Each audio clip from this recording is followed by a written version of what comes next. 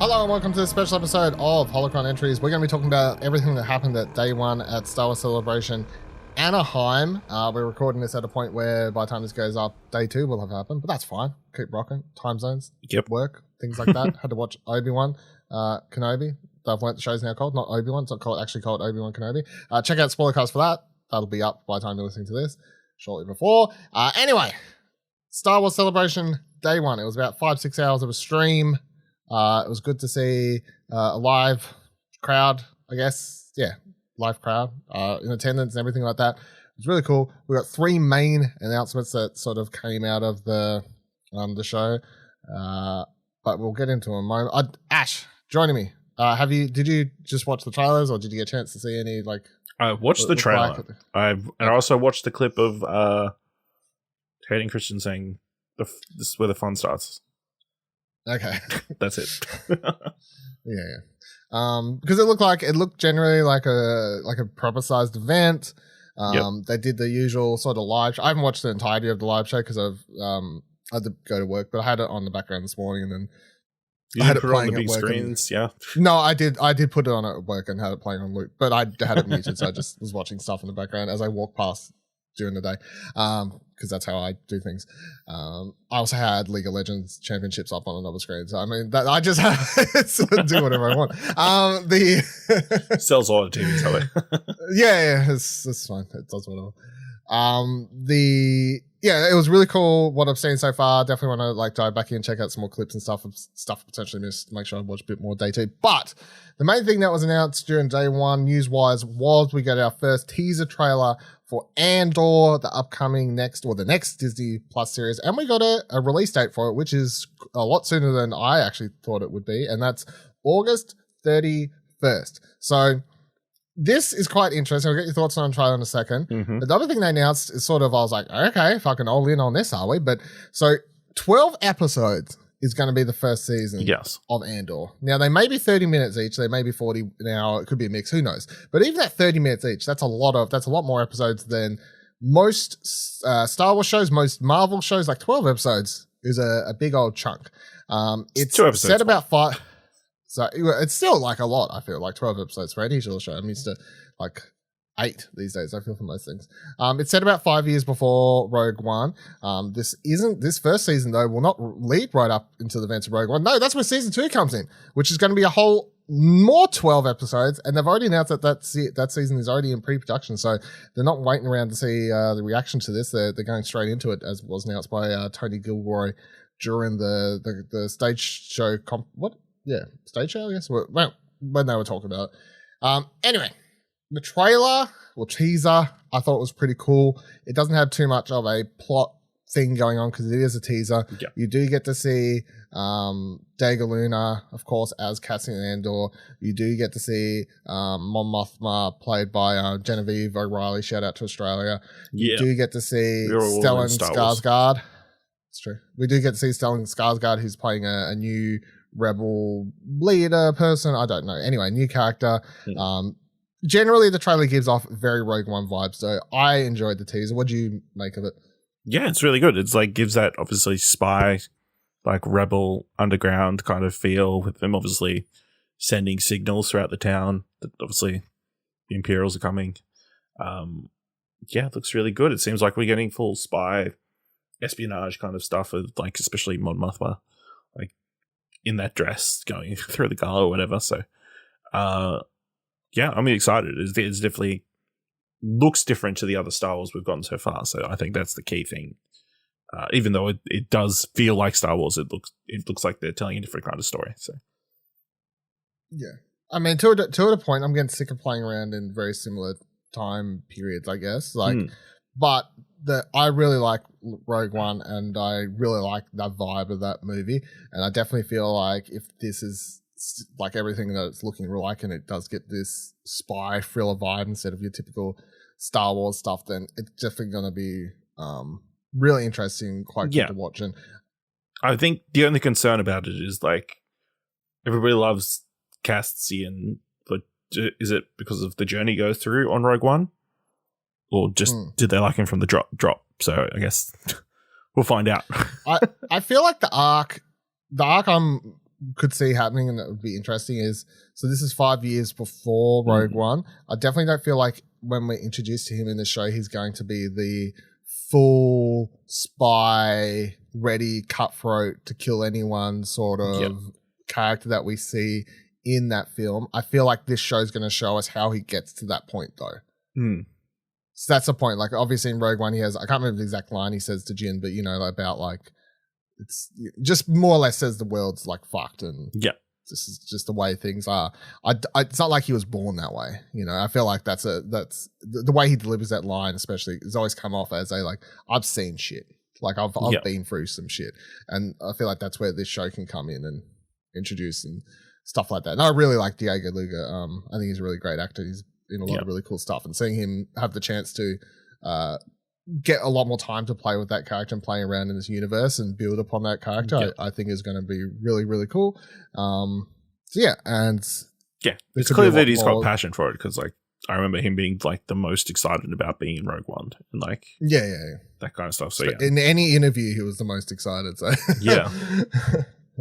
so that's good. Also, in that we only see him like twice in the trailer, but is it just like because he's shaved or something, or they de-aged him? Like, what do you reckon there? I didn't. He definitely looks younger, though, right? Well, I don't know. You know, maybe, I don't know. I feel like he's younger. No makeup. Yeah, maybe just moisturize a lot. The only other, so moving on, we got Ahsoka was talked about briefly at some stage. They showed absolutely nothing apart from they had a video from on set with Rosario Dawson in full costume, where she just was like, "Hey guys, I'm here filming this show. It's happening. It's coming out next year." The only note I've seen from people, they've been pointing out that Leku's I was about to mention. No, it's longer. Longer. Yeah, sorry. They're longer, not shorter, like they were in the past two shows that she's been in, which has been a complaint by people because they are longer in the animated shows. Yes. So that's all we got from that, really. Then we got the Mandalorian season. Shrink or grow depending on the temperature, right? No, or humidity. At all. No, that's not a thing. I guarantee it was solely because they didn't know how to make them not look silly or something, and they had to flapping all over the place. Yeah, they've had to figure that out, I think. We did got an announcement that The Mandalorian is returning February 2023 is when we'll get season 3 of The Mandalorian.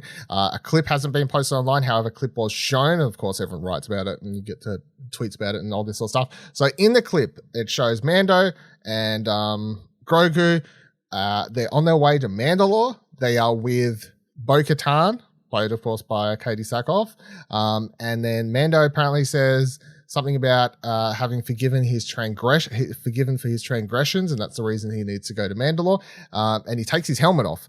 And then at what point, smiling Bo-Katan apparently says, "Did you think your dad was the only Mandalorian?" Asking Grogu. And apparently people said that there was a lot of tension between Bo-Katan and Mando because, of course, the Darksaber, and she wants that shit. So, and I mean, I remember at the end of season 2, it was like, well, they're going to fight eventually over that. Yeah. So I presume we're going to get that in season 3. But I mean, if they're going to Mandalore, that's where I want to go. Let's go. That sounds exciting. Why would Grogu think she's the only Mandalorian? I think she was just making a joke. Grogu met them. Yeah, I don't.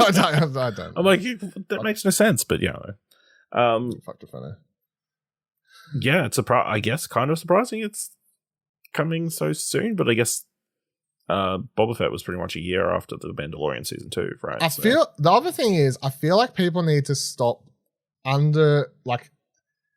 these shows get done so much quicker with the technology that they're using, I feel. And that's something that I think we all need to start taking. I'm not saying that they're super easy and super quick. I definitely feel like those LCD technology screen things that they used for shooting a lot of this stuff, I feel like that definitely speeds up the process. Like, I guess like setups and that kind of stuff. Yeah, they shoot a lot of the show on those things. So, but it's a lot of prep work. Is the other? That's a trade-off. It's a lot of it's a lot of prep work, but also it's less fucking around afterwards. You know, you get it right the first time. I think that's the point, though. Like, my question isn't, they haven't finished filming The Last of Us yet, have they? No, they're filming it at the same time. They're filming Last of Us forever, so I don't know how that's going to work, but But yeah, so we went a year without the Mandalorian, but I mean, technically we didn't. We did. Like 4 episodes of the Book of Boba Fett were. We had a Mandalorian season. We had a Mandalorian. Yeah, it's fine. It's fine. And then the last announcement that we got for this year, for day one of Star Wars Celebration, was Star Wars Skeleton Crew. So this is a new original series that's going to star Jude Law. It's been executive produced by John Watts, Christopher Ford, Jon Favreau, and Dave Filoni. It's set around the same time as The Mandalorian and Ahsoka, which they're basically saying it's part of the Mandoverse or Disney plus Star Wars universe where all these shows are connecting and all this sort of stuff. I don't really know what it's about. Skeleton Crew makes it sound like a very small, like that's something you call a minimal crew on a ship or, something like that. I don't know how that's going to connect into everything. Don't know who Jude Law's playing. My thoughts on this are, there's nothing there that excites me. How about you? And then that's not to say the show will be bad, but I just mean from an announcement point of view, Jude Law's in a Star Wars show. It's been executive produced by John Watts. I'm like, whatever. Yeah, apparently, from what I said, the series will center around a group of children lost in space. So, I mean, it's good that Netflix's Lost in Space just finished. I mean, so at least they don't have that target, that market. They've got the market free. It could be interesting. I'm disappointed it's set in this time period because my great joke on Twitter was, we finally get the Broom Boy series that we always wanted. One day. Yeah, I mean, very little. Jude Law's cool. Hopefully that means he's not doing any more Fantastic Beasts movies. Don't hope. You can only hope for his career. Don't hope. For everybody's for everybody's sake. Yeah. Interesting. Yeah, not much else to say, I guess. Yeah, there's not much else. This is whatever. I guess, hopefully it has a similar tone to Spider-Man, I guess is what they're going for with John Watts' involvement. But, yeah, I mean... Yeah, I don't know. I don't know if they turn this down to... This is why he turned down Fantastic Four. Yeah, to do this instead. Is that what we're... Is that what we're doing? I don't know. What else was I going to say? Revealing that does nothing for me. I'm really hoping over the next day or two of Star Wars Celebration, the number one show I want to know more about. Do you want to guess? Do you have to guess? Bad Batch. Yeah. Nope. Oh, what's the Prophet? No. Acolyte. Acolyte. That's the word. I knew it was something religious. That's what I want to know about. I want to know about goddamn Acolyte. I want to know about something that's new, not set outside, new, exciting, not set around. I know I just said that I'm keen for this Andor series, while also saying I'm sick of the time zone. Which I can be. Both things can be true. I can be both things at the same time. But in general, I'm going to get more excited for stuff that's just a little bit out of this. But the other thing I'll say that's good is that in a world where we're not fans of the Book of Boba Fett here. I feel like that's I feel like I'm safe saying that, right? Yeah, it was a bit of a mess.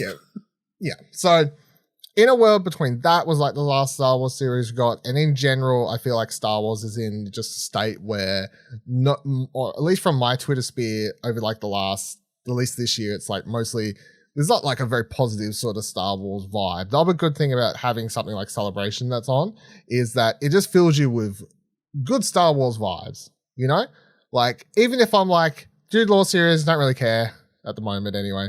All this other stuff. If you're watching some of that footage from Star Wars Celebration, if you're watching any of these streams and stuff, it's sort of hard not to just get caught up in, the Star Wars love with everyone just sort of cheering for everything. And especially seeing Hayden Christensen, finally get his flowers. Get it proper cheered. Ewan McGregor saying he can feel the love for the prequels in a room and all the stuff I never thought in my life. I mean, it's interesting. That Ahmed Beast best out there a couple of years ago, as well at Celebration. There's wild times.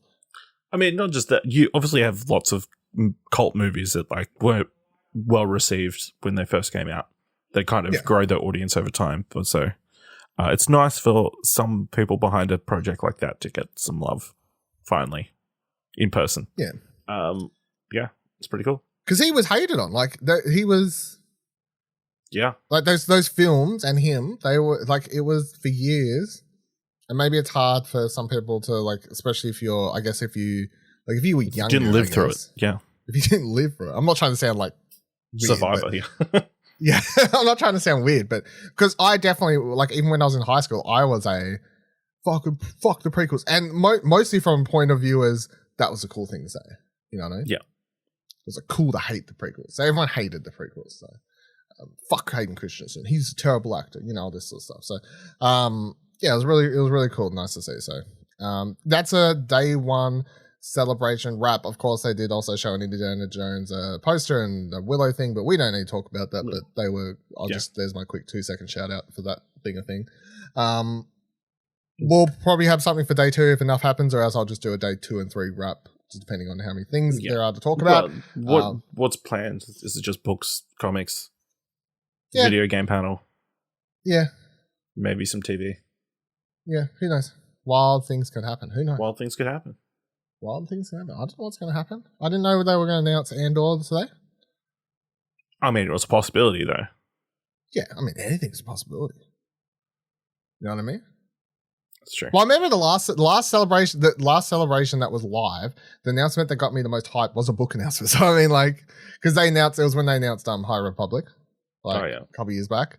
They had all the writers come out and, like, announce that they were doing this whole new era and stuff.